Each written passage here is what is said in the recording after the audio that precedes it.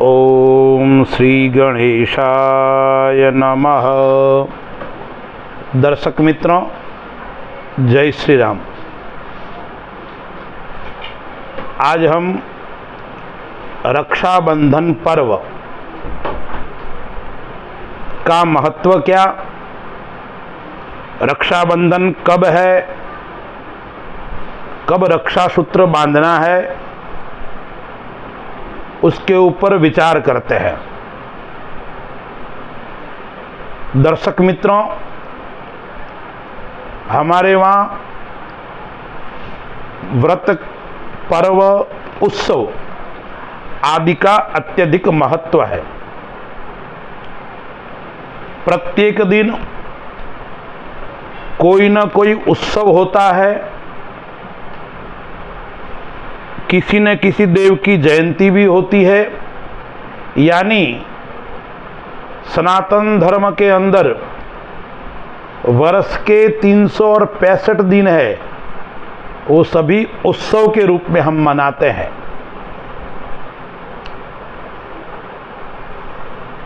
हम उत्सव के रूप में पर्व को मनाते हैं या कोई भी धार्मिक कार्य करते हैं तो वो नियम के अनुसार करना चाहिए। जिस प्रकार से लॉ है, ऐसे धर्म के अंदर भी एक कानून है। कौन सा व्रत कब करना चाहिए, कब नहीं करना चाहिए, किस प्रकार से करना चाहिए। इसलिए भगवान कृष्ण गीता में स्वयं कहते हैं, यशास्त्र विधिमुत्सृज्य वर्तते कामकारतः न स सिद्धि मवाप्नोति न सुखम न पराम गतिम। 16वें अध्याय के 23वें श्लोक के अंदर भगवान बता रहे हैं, जो व्यक्ति अपने मन के अनुसार कर्म करता है, जैसे मन में इच्छा हो गई ऐसे कार्य कर दिया, तो भगवान कहते हैं न उससे सिद्धि की प्राप्ति होती है, न सुख की प्राप्ति होती है, और न उसको मोक्ष की प्राप्ति होती है। इसलिए क्या कहते हैं, तस्मात् शास्त्रम प्रमाणन्ते कार्य कार्या व्यवस्थितो। यानी शास्त्र के आज्ञा के अनुसार हमें कर्म करना चाहिए, पर्व मनाना चाहिए। तो हम विचार कर रहे हैं रक्षाबंधन कब आती है, तो आप सबको मालूम है श्रावण शुक्ल पूर्णिमा तिथि 2024 के अंदर वो कब आ रही है, तो श्रावण शुक्ल पूर्णिमा सोमवार के दिन इस वर्ष आ रही है। तारीख कौन सी है, तो 19 अगस्त 2024। अब देखिए, हम जो रक्षा सूत्र बांधते हैं उसमें मुहूर्त का विशेष महत्व है। किस मुहूर्त में रक्षा सूत्र बांधना चाहिए, क्योंकि रक्षाबंधन की शास्त्रों में कथा भी है। कब से प्रारंभ हुई, तो एक कथा ऐसी भी आती है, जब देवता दैत्य से निरंतर परास्त हो रहे थे, एक दो बार नहीं 9 बार जब परास्त हो गए, तब देवराज इंद्र देवगुरु बृहस्पति के पास में गए और कहा, हम दुखी है, हम इतने वर्षों से राज्य विहीन है, तो अब हमें युद्ध करना पड़ेगा, लेकिन हमारी विजय किस प्रकार से हो। तब देवगुरु बृहस्पति ने कहा था कि श्रावण शुक्ल पूर्णिमा के दिन रक्षा सूत्र लेकर उसका पूजन आदि करने के पश्चात दाहिने हाथ के अंदर यदि आप इसको बांधोगे तो आपकी रक्षा होगी और आपकी युद्ध के अंदर विजय होगी। यह बात देवराज इंद्र की पत्नी इंद्राणी सुन रही थी। तो उन्होंने श्रावण शुक्ल पूर्णिमा के दिन रक्षा सूत्र का शास्त्र सम्मत ब्राह्मणों को बुलवाकर पूजन करवाया है और देवराज इंद्र ने वो रक्षा सूत्र अपने हाथ में बांधा है। देवता और दैत्यों का युद्ध हुआ है और देवों का विजय हुआ है, ऐसी कथा आती है। एक कथा और भी आती है, भागवत आदि में आपने सुनी होगी। राजा बलि को जब पाताल लोक में भेजा, भगवान नारायण उनके साथ में द्वारपाल के रूप में गए हैं।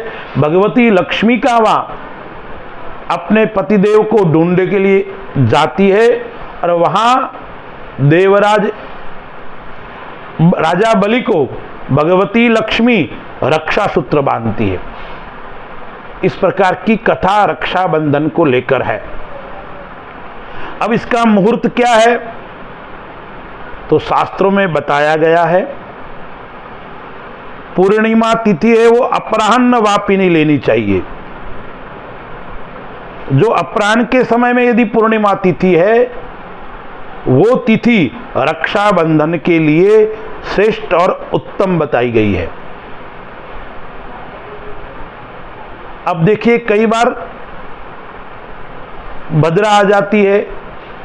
गत वर्ष भी यह प्रश्न उठा था, मैंने वीडियो बनाकर सब लोगों को भेजा था।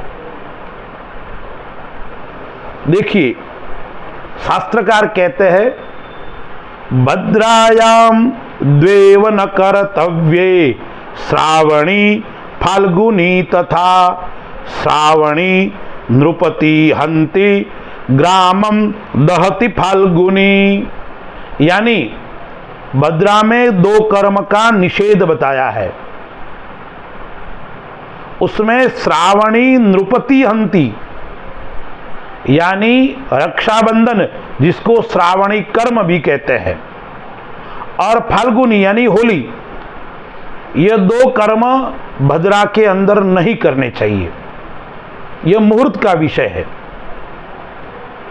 वैसे भद्रा के बारे में कई प्रकार का शास्त्रों में प्रमाण दिए हैं कि मृत्युलोक की भद्रा होती है, स्वर्गलोक की भद्रा होती है और पाताल लोक की भद्रा होती है। तो मृत्युलोक की भद्रा सब जगह निषेध है, लेकिन पाताल लोक की भद्रा और स्वर्ग लोक की भद्रा को कहीं कहीं ग्राह्य माना है। लेकिन शास्त्रकार कहते हैं यदि श्रावणी कर्म यानी रक्षाबंधन और फाल्गुनी यानी होलिका का तो विशेष मना बताया है।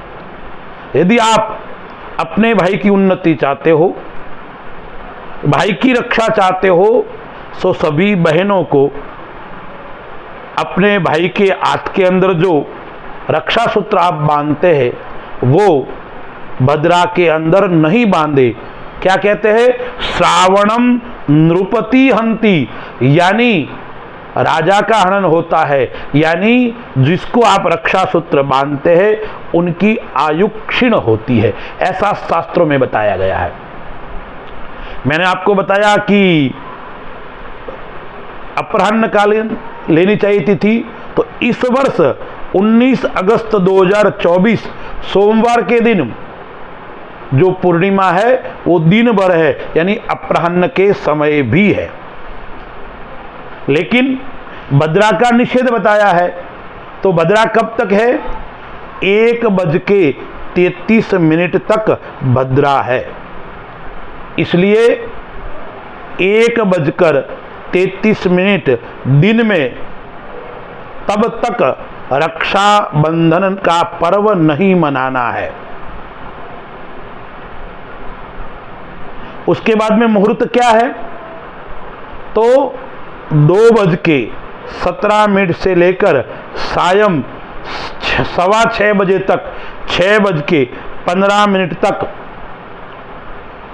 चल का चौगड़िया है, लाभ का चौगड़िया है और अमृत का चौगड़िया भी है।